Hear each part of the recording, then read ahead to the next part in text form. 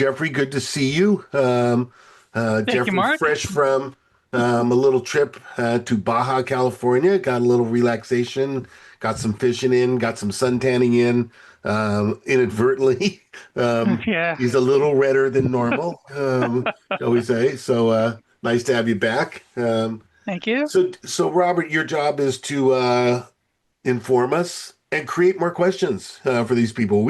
Folks, you can ask a question about anything. You got the right team in this room to answer questions on any topic relating to the MLS. But we take Robert out every once in a while. We tour him around. He creates a good buzz, and questions get asked. And that's why you're here today, Robert, because we made fun of you with the Robert Yeah, I'm Bustamante. happy to be able to be here in the daylight. I have a Yeah, special. I know. Yeah, That alone shows the sacrifice, that's And right. That's right. and I know you're good friends with Frankenstein and the Mummy, and you guys all get together, you talk about best ways to scare people, and I lived through some of those childhood scary moments with all your buddies, but I want to talk about we're going to talk rules because that's where you live and work, but the rules wrap around the credential, the access to the MLS. Right. And we've had some experiences, not only us, but the industry has had some experiences over the last couple of years um, that were a little, scary. And so I was wondering, in your mind, in your world, what is the scariest possibility when it comes to MLS listings and MLSs in general, and your rules? Right. Well, thanks, Mark. Hi, everyone. We did find this one listing where there was a quintuple homicide, Yeah, that right? was scary. And yeah, that was pretty scary. And we did have a listing, I recall back early in the early days, maybe Scalora remembers, where the agent disclosed that the property was not haunted, right? And so that was an interesting disclosure. You don't usually get those types of, bit of information, but he wanted to make sure everybody knew it wasn't haunted.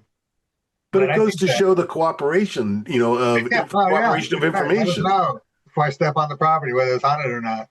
But probably the most serious, scary thing for me would be if the MLS somehow was attacked with a denial of service, a ransomware virus. Okay. That would just be a horrible, horrible nightmare that would shut down the whole Bay Area transactions, list and search, and all of that until the $25 million ransom was paid, and even Right. then, you don't know if they're going to let you go, Right. right? And it's not really a story like somebody made it up. It actually happened. Yeah, it's a real thing. It's a real fear, right? It's a real nightmare that keeps people up at night going, okay, did we do everything to keep the doors closed and the windows locked and all of that?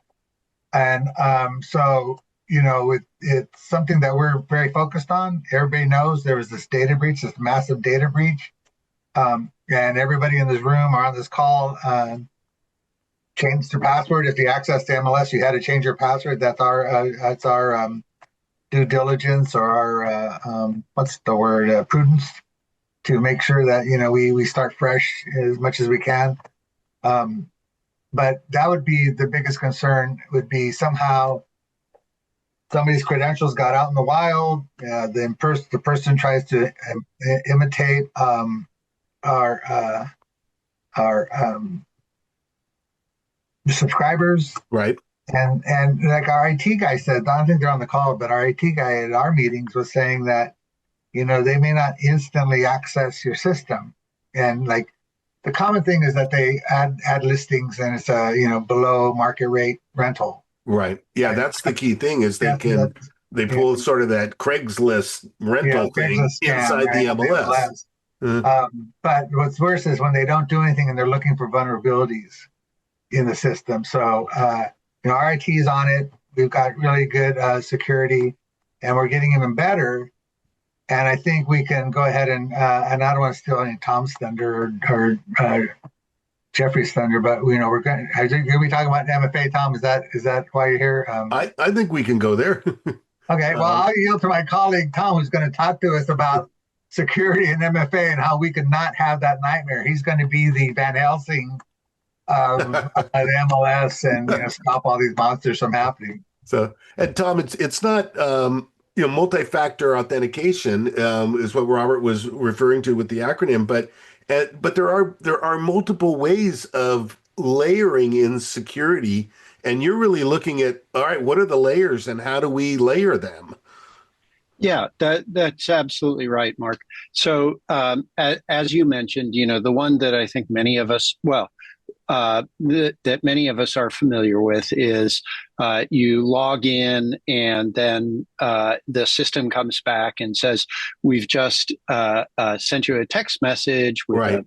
a verification code. Please put the verification code in. And that is recognized, and it's called two-factor because it's your browser, your web browser on your system, and then your phone. So and it may be the same device. You may be logging in on your phone, but it's two different ways. And it is a way to really verify that you are the person that you say you are, or at least you have control of that phone number and that phone device. Right. And so that's two-factor authentication. But we've also seen everybody on the screen has dealt with what's called CAPTCHA, and CAPTCHA is an acronym that is a test to tell computers and humans apart. That's the CHA part, computer humans apart. I can't remember what the CAPTCHA, the CAPT is, but Turing test. Anyhow, it's where you have to identify the bicycles in a photo, or the crosswalks, or again something that says that you're a human and you're not a bot. Right. Because we see a lot of malicious actors get access to a system and then they turn it over to a bot or a script, and they try to send out emails or do something else on the system. And CAPTCHA is a way of having people slow down a little bit. Right. Now, CAPTCHA was, we know that, and I'm glad Jeffrey's here, because CoreLogic, Cotality now, just announced that they're going to put a CAPTCHA security option on their platform, right, Jeffrey, within the next couple of weeks, right? Next week, actually, yeah. November 4th is Thursday. When it's going to. Sorry? Thursday, November 4th. Yeah. Yeah. So everybody's sort of, everyone's up in their game. No, Tuesday, November 4th. Tuesday, right? November 4th. Tuesday. Yeah. Sorry. Yes. So everyone's up in their game. Cotality, Robert just had that, what you were mentioning of they cracked an email password over here and then got into our system, right? Just a couple of people had their emails, but it was enough for us to say, and for Cotality to say, okay, everyone across the nation, redo your password. But Robert, and I'm going to say it to Robert, and then he's going to give it to Tom. Robert, we found that we did our investigation as to where our users were coming in from, and we had people coming in from San Jose, California, and an hour later they were in San Diego. Right? How did that happen? They have a secret bullet train, Mark. That secret bullet train. I forgot about that. Yeah. So very, very clearly, it's another individual, yes. Right? Simultaneous, so concurrent sessions in geographically impossible distances, and so we have that being audited, and we're reporting on those. We're contacting those individuals because generally. Right now, and then I'll give it over to Tom back again, but generally it's an assistant that they're using. Okay. They may not know that or may not be aware of how serious it is to have somebody else use your username and password, because that circle of trust breaks down very, very quickly once you let it out of I trust you, son or father or spouse or whoever that is. And then they say, well, I trust you, friend of my best friend, and then see what's happening here. It's so far down the trail at that end. Yeah, you cannot. 6 degrees later, it's like Billy's friend from high school has your username and password. So, Right? Tom, how do we guard against that? How do we put security in place? Well, as you mentioned earlier, we're looking at a couple of different options. So one is the two-factor authentication that I mentioned, but even there, there's different ways of implementing it. So, there's the super strict way where every time you log in, you have to do a second factor authentication. You have to get the text and do the verification code. Right. And then there are more relaxed ways of doing it, maybe once a month, maybe once a quarter. And maybe it's only when we see other activity, like the activity that Robert was talking about, where we see, this user is logging in from different places.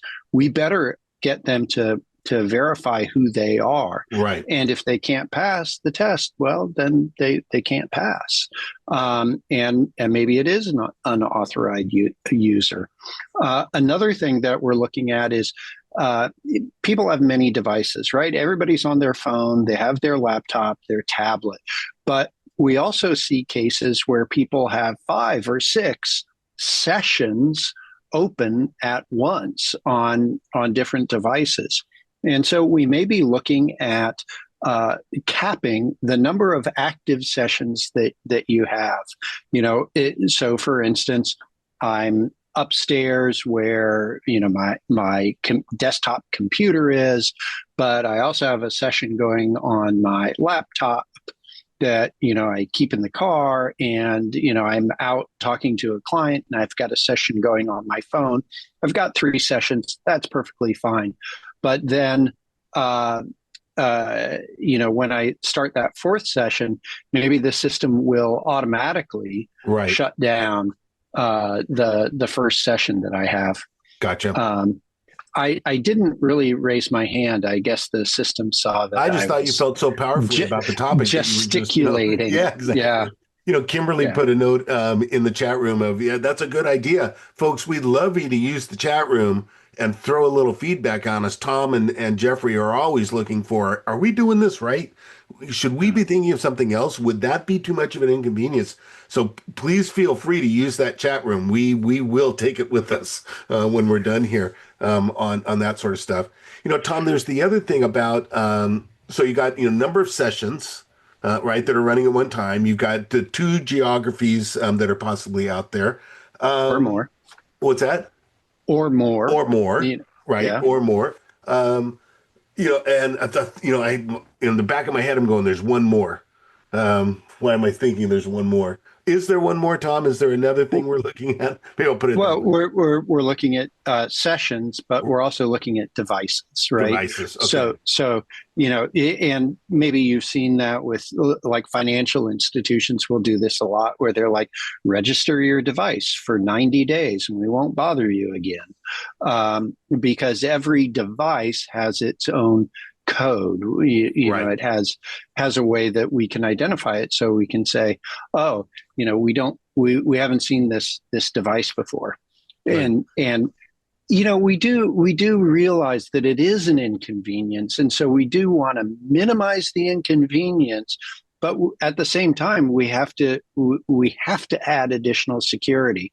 So it's this spectrum of trying to get the right amount of security with the least amount of inconvenience. Right. And we may not get it right to start, one way or the other, but eventually we'll get there. But I want to let everybody know that we're thinking about it, and we're so we've already ruled out, we're not going to make it so that you have to do a second factor authentication every time. Right. Dave and others in the management team and on the board have said, let's not do that. Right. But let's be smart about it. Well, and we're not going to just sit around and hope everything turns out okay. We are in a defensive stance, right? Mm-hmm. We're going to do some more, offensive moves by all of our members, all of our subscribers, to help secure secure the MLS from their position, right? Because you don't want to be that one email address that got through. I remember the other thing, Tom. How long can I stay logged in? Yeah.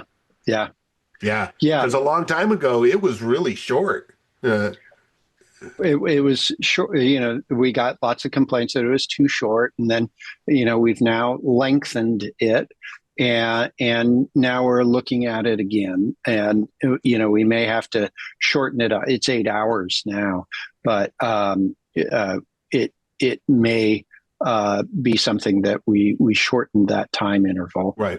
Well, one of the challenges was definitely, and this is, we're talking over a decade ago. You were putting in a listing Mhm. and then you walked away because you had to go talk to a client, or you left your computer on because you had to go show a house, and you came back and it was shut down and you lost your data. Well, we've corrected that in the software. When you leave a listing, it saves the listing, right? So when you bring it back up Right. again, there you are. Same thing on the search side, Jeffrey. It wasn't that long ago that Matrix didn't have that recent searches button, right? That you now have, and you can always go back and find out what you were doing, right? The last thing you did before you left. In fact, the last 50 things before you left. So there were some of the technology had not caught up to our security level at the time, but now everything's, you have the ability to go and look back in the two major applications, list and search. Yeah. Um, Well, I think this is what the financial institutions call KYC, know your customer, right? In this internet age and digital age, we're pretty distant from people walking in where you see them and they can hand you IDs and things like that, right? So one of the things that is happening in our market and across the country is these land scams where our agents fall victim to another type of fraud, where somebody contacts them and says, "Oh, I'm in Europe and I'm trying to sell this property, and I understand you're the best guy," so it had all this false praise and so forth. And our agents will list a property under market because they want to dispose of it quickly, allegedly, and they become victim of fraud. The seller goes, "Hey, this is my property, and I'm not selling it."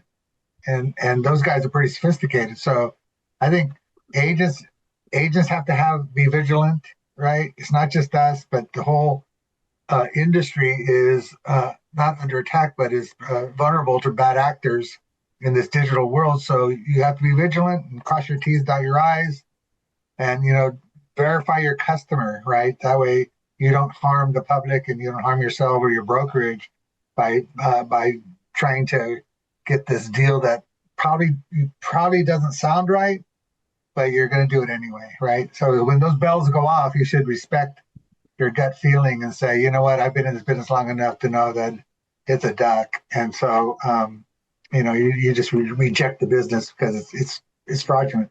that was a common point of thought, Robert, that if it looks wrong, chances are it's wrong. I was with the Monterey County Association of Realtors a week or so ago, and I guess it's happening down there. It seems to, Robert, come in waves, right? It comes in, it gets some people in some counties, and then it rolls back out, and you don't hear from for a while, and then it comes in all brand new again, and some people fall for it. Yeah, it's my wife's not here; she can't defend herself. But we were looking for a car, and there was an ad, and it was super attractive price, great story. The guys in the military, something like that. And my wife goes, "Look, Robert, look at this." I go, "Jane, that is no way. It's too good to be true." And it was. It was. Next day when we looked, it was already removed as flagged from Craigslist or something. So they go for the lowest hanging fruit. They try Right. to victimize the desperate person who thinks, one out of a million chances that this is correct, and they roll the dice, Yeah. and so they go against their gut feeling. So I think you should listen to that little person telling you that this isn't a This is not right. yeah. And folks, once again, I'll remind you, the chat room's available for you to not only ask questions about this. If you want to come off mute, absolutely, we'd love to hear your voice as well. If you've got questions on this or any other topic, we'd certainly like to put them into the sort of the queue here, so we capture it. So, Robert, what can the individual realtor do to protect themselves and through that protect the MLS community? Because I'm thinking Well, passwords is like the key, yeah, right? so our company makes us change password X amount of days, and then super annoying, and Yes. I got to change the password. But I've learned not to change my password from Go Niners 123 to Go Niners 1234 to go, and it'll never be Go Raiders 123, but it'll be Go Niners 123. Go Don't get Warriors! graphic with that. You're just Right. going around the bay. Yeah, Uh, think of something. And RIT said, and I don't know, the group here, the Mind Hive, could tell me if this is right or wrong, that phrases are now the yeah, security way to go. And there's a phrase that you have in your mind from grade school, high school, or college that resonates with you. You're always going to remember it. Whatever that is, you might use that as your a passphrase, and that's pretty easy to change and remember. And you have all these password manager tools anyway, right? oh So yeah. you can get Uh, some really cryptic stuff, or there's really no excuse for not changing your password regularly. And fortunately, our IT department's pretty demanding that we change it pretty regularly. And we grouse, but we know that we do. Dave Wetzel, our CEO, he sent me over. He got something from one of the financial management teams that he works with, and they do hey, the season's changing, so should your password. Right. So every 3 or 4 months or so, here's a little reminder, that's switch that it up. diligence, right? That's the vigilance that, there's a commercial that goes around where, want to get away, where the guy was the leaky PC and brought down the whole enterprise. And you just don't want that to be traced back to your account. Right, right. So, Tom, the frequency of changing passwords, but we're actually asking our subscribers, give the MLS a separate password, right? We know you've got your club and your doctor and your this and your they. We're all password loaded. It's hard to keep. I need 16 different passwords to survive. We understand. We all live through that. And but we ask them to, give us one unique one. Yeah, yeah. Our recommendation is that all of your passwords should be unique for any site that you visit. Anytime that you're reusing passwords, you're just doubling, tripling, quadrupling the odds that if your password's compromised, then there are different places that malicious actors could end up going in and compromising your data. Gotcha. I use a password manager. I've tried using the long phrases, but I only know a couple of those. And as you say, you need like 16, 20 different passwords to really run your life. So I've just used a password manager now. Favorite movie quotes or something. You're gonna have to get creative out there. Hey guys, let's Lin stepped in and on camera too. Thank you very much, Lin. For those of you that don't know Lin, she has been an MLS listings advocate, I would say.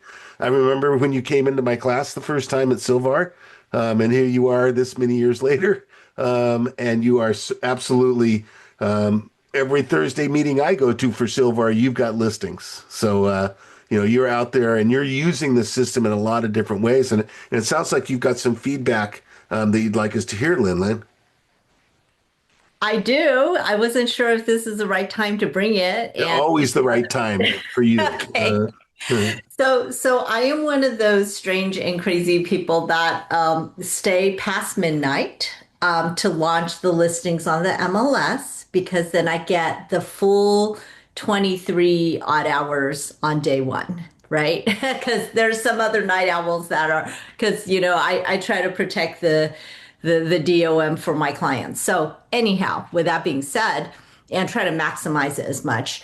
I was up very late because I was having issues with the my on market listings. So I don't know if I can share screen or just tell you guys about it, but you know how you have the cards.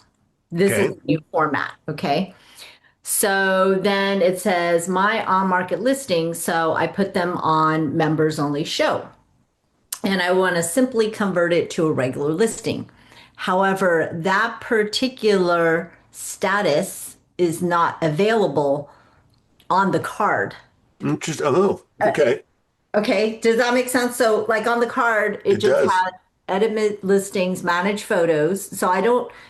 So and then change status, manage how open house, promote listing using ad builder, manage property tour, manage disclosure. So I literally went to like, is it under edit listing? Like, you know, which card is under change status, and none of them gave me an option to simply change it from members only show to convert to regular listing. Gotcha. So I had to Jeffrey's over go there and go looking to at it right help. now. I'm seeing him. So you've got the right people in the room here, Lynn. Oh, okay, good. Because then I was like, okay, how do I figure this out? Then I went to help, went to search. Then I found the answer. Now you have to go back and you have to go into the manage listings under. Anyway, I figured it out.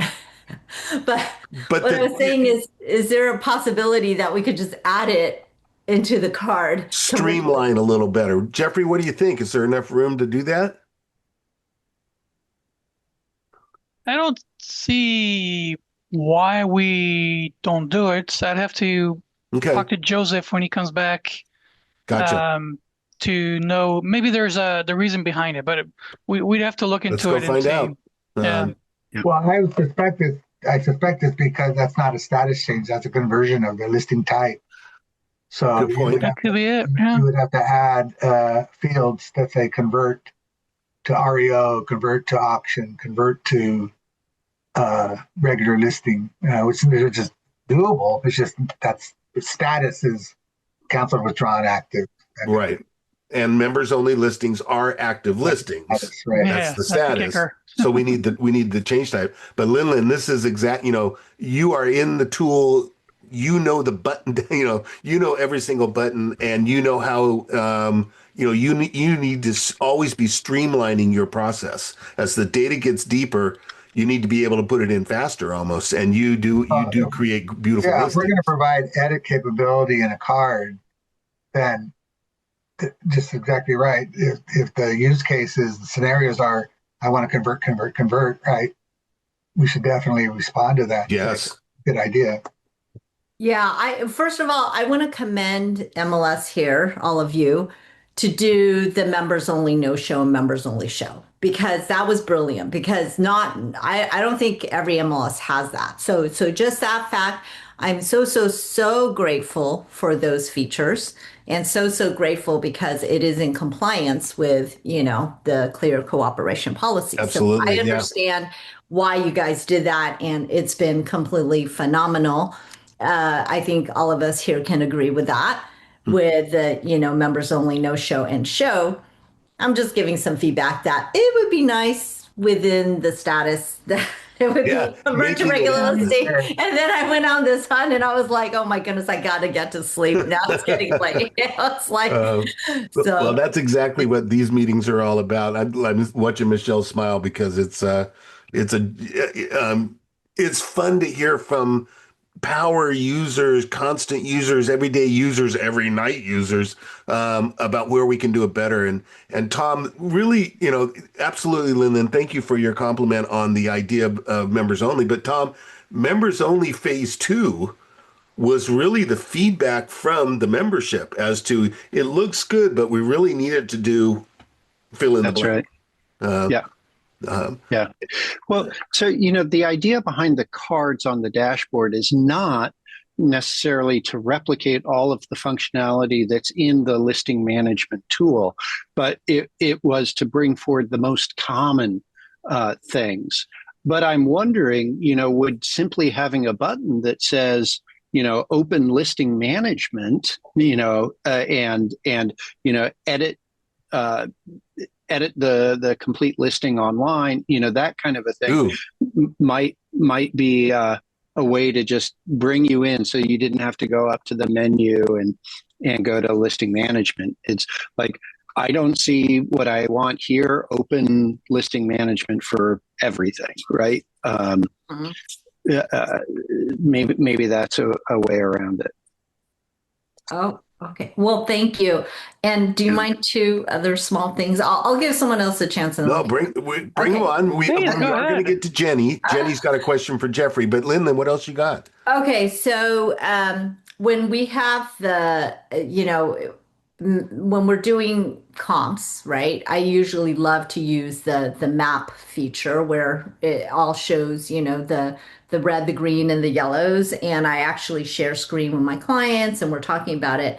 The only thing with the map, and I think, Mark, I talked to you about this before, and you said it was some other vendor that did it, but it's still like kind of A little smallish. squishy Yeah. from top to bottom. Yeah. Yeah, and I'm like, is there a way to be? Because I'm like, I'm always apologizing to my clients. So I'm like, sorry, you have to like squeeze in, but it would be nice to have a larger like map to display. Maybe I should say that because Jeffrey, is that a screen resolution solution possibly, or what is that? No, it's a limitation on the current search matrix. Okay. They do have the new search coming up, which looks a lot like the realist format. Yes, it does. We're going to be releasing that one. We were just had a meeting about it, probably at the beginning of next year. Um, and that has the option to, they call it the three panels. You have basically the search criteria on the left, the map on the top right, and the results on the The bottom listings on right. the bottom, right? And you can move those things up and down. So you can make the map bigger and shorter. The catch is you have to do it in the new search, which you probably haven't seen yet because we haven't shown it to anybody because it's not quite ready yet.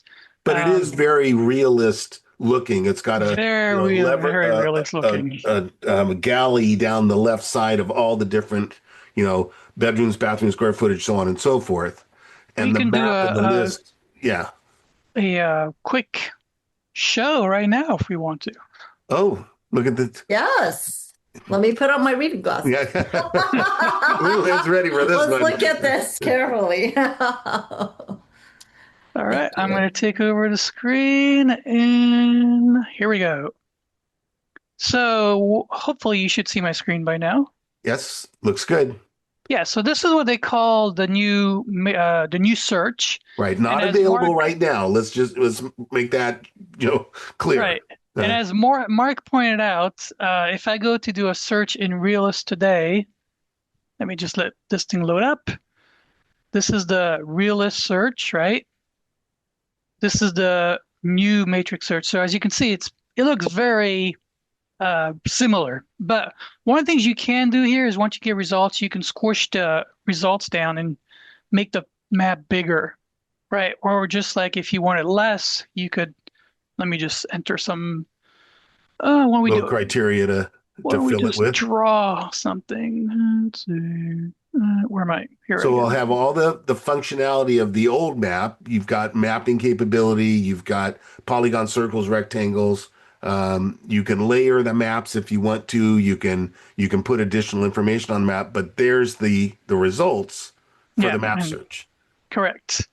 So yeah, it'll take some time getting used to. We will have the two of them going on at the same time. So basically, it'll be on the drop down. There'll be one called New Search, just Okay. like I have in my system because I have admin rights. But as opposed to the old search or current search. I don't want to say old search. And So Jeffrey, those are the homes will still pop up, right? The yeah, little yellow homes, the little green homes. Yeah, there they are. Okay. yeah. If I zoom in enough, there's an active, Gotcha. sold, And I can etc. still click on the map. So all the functionality, Jeffrey, is going to be the same. It's just the layout and then special features like you're showing now. The ability to click on a house, see the gallery, see the description. Now I'm in, I've blown the search panel off to the left-hand side, and now I'm actually in the listing data. So it's an update, it's an upgrade, it's a new and improved kind of thing. They try to modernize it because, as you can tell, the current matrix search, it looks very It's a little antiquated. dated, a little mid-century modern. Yeah, yeah, but it works. So, I mean, this one works too, but it's just going to have to take some time getting used to it. And again, I want to make sure everyone knows this is once we do launch the new search, you don't have to use the new search if you do not want to, right? Right, You'll right, have the option, like I mentioned up here, you can go to new search or you can go to old search. right. Just And like Kimber, today, not many people notice we have under the your name, there's a drop down, there's the classic mode, or there's the new dashboard, which has been modernized, right? And if you don't like this view, you can just go back over here and say, you know what? Oops, sorry. Let me go back over here, get rid of that. uh, you, you're moving things around on this, Jeffrey. Yeah, Kimberly, Jeffrey's showing the matrix search. She was wondering which one you were showing. He's showing the new matrix option that's going to be out there option. for you, but Realist looks the exact same way. Realist has not changed, yeah. Yeah. So, So Tom, this sort of goes to there are applications that we control, listing management, Right. prime example, right? And so we get the feedback, you've got the engineers to work with, and we create sprints and timelines and things like that. But other people, Cotality, the Matrix and Realist vendors for us, they are also making changes. I think we're getting better of letting the vendors know, look, we're not just going to switch like this. This Right. switch does not work well in the industry. You got to blend them over time. Yeah, yeah, and so we work with the vendors, but again, we're one of 300 Right. MLSs that they work with. So when we ask them to make a change, like Janine was saying, maybe 250 That's that's where we're items going in, next. Yeah. yeah, items in the cart. We have to go to Cotality and ask them to make that change. And if enough other MLSs want to see that change too, then that change happens. Or if Jeffrey, because he is our primary contact and vendor manager for Cotality, if he asks them and bugs them enough, then typically they do get around to doing it, but not always. Right. One of the things, So Tom, that's happening in the next couple of weeks is the NAR conference and expo in Houston, and I imagine some of our audience is going to it. But it's also a time where we get together with those major vendors, and we it sit down is. in a room face to face, and we talk about roadmaps, and we talk about wants and needs, and we get our vote on the table. That's right. Yeah. And so, yeah, this open forum is coming at a great time because I guess, like, what is it, 2 weeks or Yeah. maybe, 20 days from now, we'll be down in Houston and we'll be talking to the vendors. Yeah. Good time to bring these up. Janine, thank you very much. Jeffrey, you got that one written down? I'm And actually working it right now. well, and Jeffrey, I will go back to, back in the day, you only had so many characters that you could use to type out your public remarks. Well, over time, the feedback came in, and we're now up to 1,300 characters. We're up to Mhm. 1,300 characters with with an AI boost, right? Yeah. If you're putting in that listing and you go to writer's block or something along those lines, or let's see what AI would do with my description. The what's the formal name for it, Jeffrey? Is it just an AI generator? Help me with my listing description, Yeah. but we don't have a formal name. So you click that button, and because you need public remarks written, it looks at the listing and creates the public remarks based on all the information you've filled in, right? Yeah, it's critical that you enter all the fields ahead of time before you click on that. Otherwise, it's just going to give you a bare minimum thing, right? Right. And we want it to be unique enough so that's so you have as much fields as possible. We train the AI to kind of use a similar flow where it talks about the property location, talks about the property features, and where it is located. So um, every description is going to be different, but you'll notice it'll be semi same flow. I don't want to say same text, same flow. And that's just based off feedback and how we train the AI. So it's a very nice tool to have. If you don't know what Mark is talking about, you enter a listing, you get to the public remarks, and before you start typing the public remarks, right above that, there's a button that says, "Help me with my listing description." Don't quote me on the verbiage, but it's something like that. When you click on that, it'll give you a nice description of your Okay. property that you're listing. Okay. And if I don't like the first one, Click on it a second time. click It'll it be again. different. Okay. Well, and then the other trick is to take what AI generates, Right. copy that, then go to AI, either Chat GPT or a Google Gemini, and there you can then say, add uh, add that this property has wonderful bay views, because that doesn't come up anywhere. Right. Or if there are other things that you want to highlight, this is, fire hardened, or anything that's not a part of the listing that you want to add into the public facing description, you can paste it into Chat GPT and ask it to add those things. Yeah. And keep it under 1,300 characters. Right. Or emphasize, right? Emphasize. It said I had a gourmet kitchen, but let's talk about the appliances kind of Right. stuff. And here's the list of appliances it's got. So, Yeah. Okay. And folks, we've got about 15 minutes left, so feel free. The chat room is open and available. Any topic you want to talk about, we're happy to help on, whether it's product or service. Tom, Mark, yeah, go ahead. sorry, and we're kind of on the same topic, so I thought I'd bring it up. You bet. Let's talk about Smart Draft. It's okay. So Smart Draft, another AI tool, right? That's built into the system. And so Jeffrey, tell us what it does, and then let's talk about AI in the MLS in a Sure. little broader context.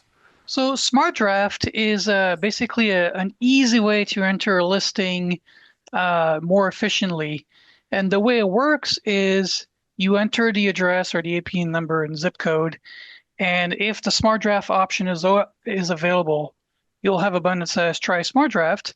And what will happen is it will look at all the fields that were used previously from listings in the past for that subject property, and it's compiling a list, right, of the various listings we've had in the last 10 years. And from there, it's going to import those fields, and it's going to import those fields highlighted in yellow to tell you, hey, it says it's, I don't know, tile roof as opposed to shingles or whatever. And it's your responsibility to make sure that all those fields that it brought over are still current today. But the idea is if instead of entering 100 plus fields, Right. it's importing 100 plus fields, and you just have to verify and deselect what's no longer relevant for that property. And they're highlighted. They're easy to identify. Yeah. Now, we're not going to bring things up like price, dates, Right. private remarks, disclosures, right? All that is personal, but anything like exterior, interior, those things are going to be brought type, over. you bet, your roof, all that kind of stuff. Yeah. And it's also going to bring tax records at the same time. So bedrooms, baths, square feet, stories, etc. So it's a really nice tool to use if you're in a rush and you just want to get the listing out faster. Again, you just have to verify that the fields they brought over are still current, right? Maybe they remodeled, it had a island in the kitchen, it no longer has an island, or they took out the granite countertop and put in marble or whatever it is. You just have to verify that all those things are still current for your property today. Right. Right. And I think it's another thing, another way MLS is really listening. Jeff McBride's here from the call center staff. His people are the ones that answer the phone. make things happen for you. But Jeff, you're also in charge of the pulse of the customer, and Yep. one of the main things we heard from the pulse of the customer year after year is speed of listing entry. Yeah, absolutely. That is one of the number one things that people are asking for in I guess like a ranked 5 or 6 question ranking question. Right. And I think what people are looking for is really something that will enter the listing for them. Yeah. Enter the Well, listing and for accurately, them. right? As Yes. accurately as possible. I mean, of course, that's important, but and I think that Smart Draft is one of the things that people just don't know about. It's out there. It's available. We've been Right. talking about it for over a year, and it is very handy and easy to use. Hey, And we've got to. Oh, okay, anything one else? more thing. I've often teased this idea of having one of our customer support people enter a listing in the regular form, and one person like Jeffrey enter it in Smart Draft form, and put those 2 screens head to head in a Zoom meeting of some kind, and see who can enter their Who can get listing there in first? fast. Yeah. Yeah. Yeah, fun contests. My Yeah. money's on me. Sorry. Yeah. Yeah, I think so too. Hey Jeffrey, So, Anna Marie, we're gonna change topics real bit, and I'm gonna come back to AI, Tom, if we've got some time. Sure. But Anna Marie's got a great question on matrix search. Okay. I have a client who only wants to receive listings with pools, but it seems that I cannot auto email that to her? Question mark. When I go to criteria and then I go to the bottom to additional fields, I find pool options, but selecting those does not exclude properties without my pools from my search results. Um, So we have in listing management, when you enter a listing, there is a field called "Is there a pool?" right. Right? Yes, no. It is a optional field. It is not a required field. So just bear that in mind, right? Um, but was the question they only want pool or they don't Yeah, want they pool? only want pools. They only want pool. Okay. So So most of the time, the listing agent, if there is a pool, they'll just select yes, and then they'll select one of the pool features. So in Matrix today, yeah, if you let could me bring up just, your screen, that'd be great, and show yep. us what it looks like on the search side. Because it could be pools, Tom. It could be workshops. We found that on Yep. the MLS, by the way. ADUs. The Yeah. ADUs. I only want homes Yeah. with this kind of Yeah. thing. Yeah. This is a common question. So, Jeffrey, you got a basic search up. Yeah, got a Uh, basic search. So I'm going to scroll down and under the bottom here, you have additional fields that you can add or remove anything you want. okay, I believe I already have pool in there, so let me just do a search for it. Control F, POOL. there it That's is. the, Pool, yes, yes, no. I have it as, so you really have 2 options, right? Your pool, yes, no, right? So if the listing agent said, yes, there's a pool, then you can select this.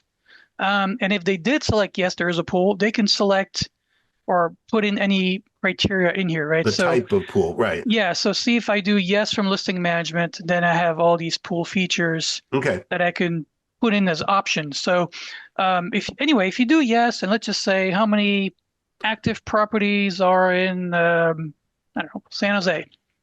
San Jose with pools, so we're looking at 263. So if I just open one up and look at some pictures, there's got to be a pool in there somewhere. Let's go. Ah, there it there it is. is. There's the pool. Mhm. So there you go. Community pool. Uh, Yeah. It's a community. yeah, Is it? Oh yeah. Yeah. Well, that's a condo, right? yeah.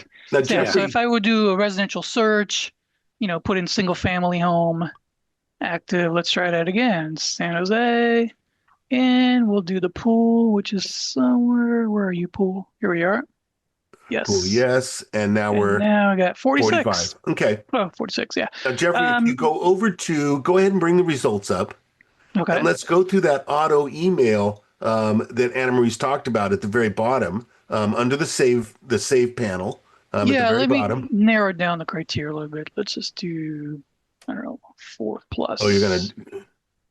35. 35. That's a little more manageable. Okay. Okay. So Okay. now on the Save. bottom, I'm going to go down here, Auto save, email. new auto email. Yep. And if you scroll down, the criteria is at the bottom of that, right? It should be right there. Yeah. Pool, So here I'm yes. searching for a single family home that's 4+ bedrooms in the city of San Jose that has pool, yes, equals to yes. That's active. And for auto emails, you can choose to do it as soon as possible. You can do it daily. You can do it monthly. So you have those options. Gotcha. Again, the idea here is the listing agent selected yes for pool.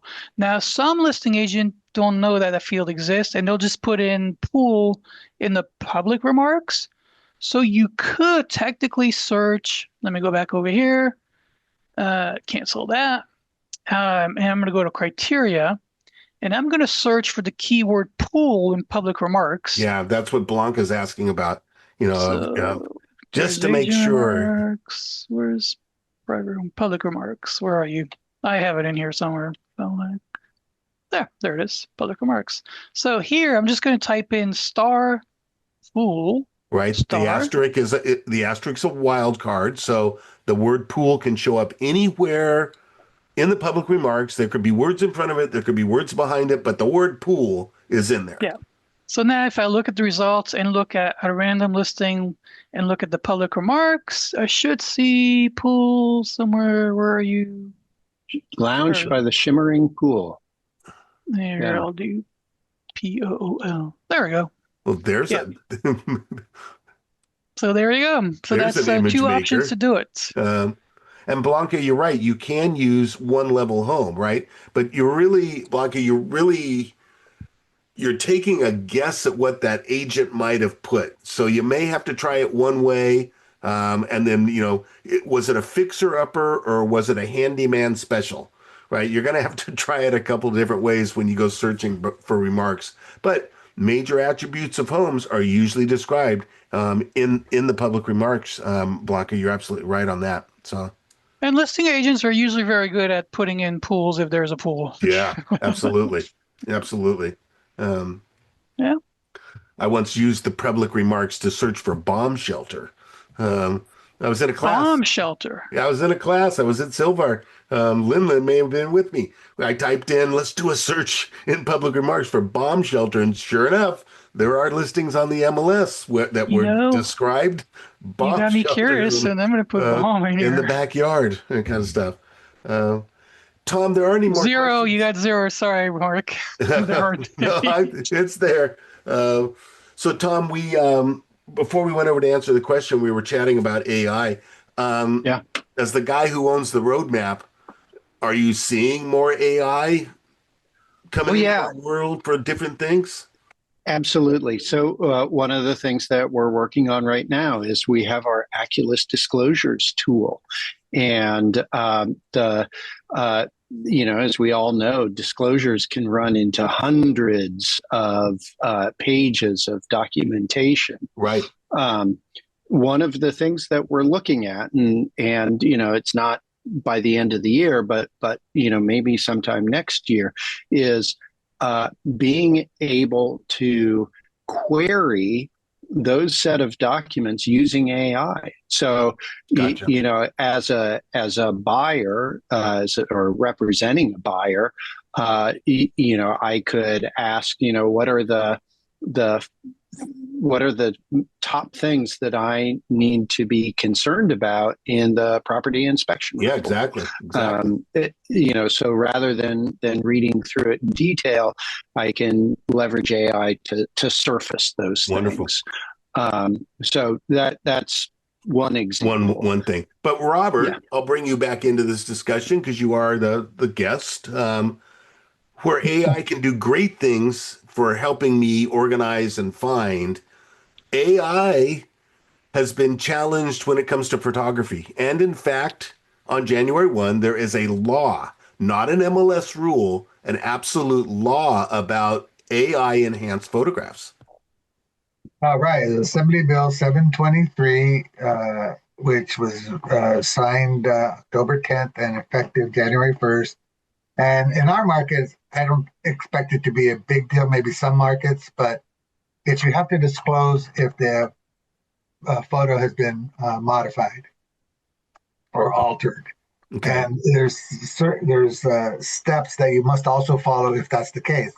You must disclose it in a conspicuous manner, and you must also display the as-is photo, what I call the as-is photo or the original photo, next to it, basically, right?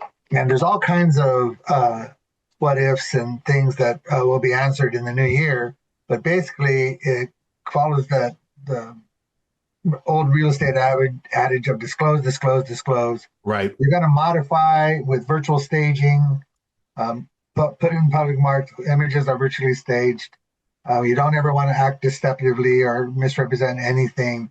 If you're going to doctor the interior some way in a significant way, put that this has been digitally altered and show what it looks like in real life. Okay. IRL, right? So there'll be some changes possibly on the horizon. I think in our market, we're just going to step out of the way and allow you to disclose, put it right on the text on the photo, Right. put it in the public remarks. We'll get out of your way for you to meet the requirements of the law. But I don't see us really doing a lot of product work because we don't want you to think by checking the box or using a caption that somehow you've met all the requirements of the law, and then somehow down the road you get hung up. So check with your broker, AB 723. Are we going to change our marketing, our advertising policies? What do we need to do, if anything, on our system? Somebody would have to demonstrate the before and after and show that you've broken the law, which would be a rule, which we have today. We have a disclosure rule today. That's why I'm saying it's not going to be a real big deal, but in some markets there might be news to them that you can't do that because the assembly person, Mark, you were saying it was somebody from Santa Cruz. Yeah, Gail Pellerin. Yeah, initiated the bill because she went somewhere and the property was nothing like the photos, Right. and it wasn't on our MLS. So Yep. yeah. Mm-hmm. So that this is one of those stay tuned, we'll keep you informed kind of things, right? Yeah, but generally, we're not going to step in your way. It's a law. It's just like putting your Right. DRE number on your ads, right? Right. So there's print, and there's electronic.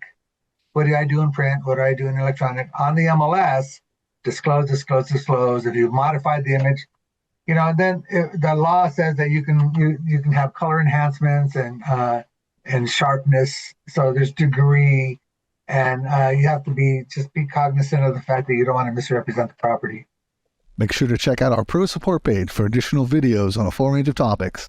And don't forget to click that subscribe button on our MLS Listings YouTube page.